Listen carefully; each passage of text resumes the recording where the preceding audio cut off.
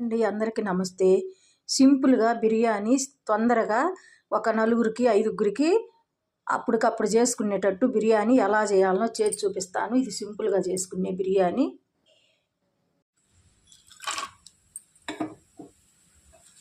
చెక్క పలుకులు 2, లవంగం పలుకులు, జీడిపప్పు 2 యాలక్కాయలు, బిర్యానీ ఆకులు.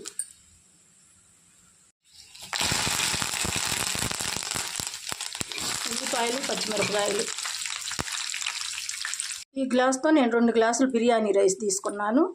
ఇప్పుడు ఉల్లిపాయ ముక్కలు వేగిపోయినాయి. అల్లము వెల్లుల్లి పేస్టు పచ్చివాసన పోయేంతవరకు వేయించుకోవాలి.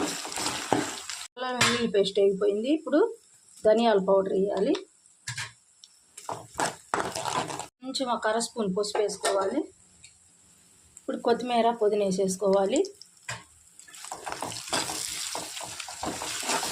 ఒక 5 నిమిషాలు. ఇప్పుడు ఏ గ్లాస్తో అయితే రైస్ తీసుకున్నామో అదే గ్లాస్తో గ్లాసుకు 2 గ్లాసుల కాడికి వాటర్ పోసుకోవాలి. నేను విజిల్ వచ్చే కుక్కర్ పెట్టుకుంటున్నా ఈ బిర్యానీకి. ఇది సింపుల్గా చేసుకునే బిర్యానీ. ఇప్పుడు ఇది వేగిపోయింది.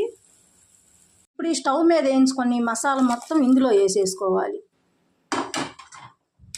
ఇప్పుడు కొంచెం ఒక స్పూను సాల్ట్ వేసుకొని ఈ విధంగా కలుపుకోవాలి.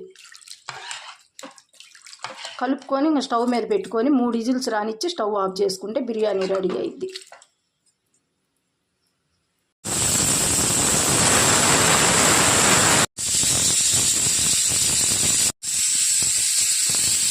బిర్యానీ రెడీ అయిపోయింది.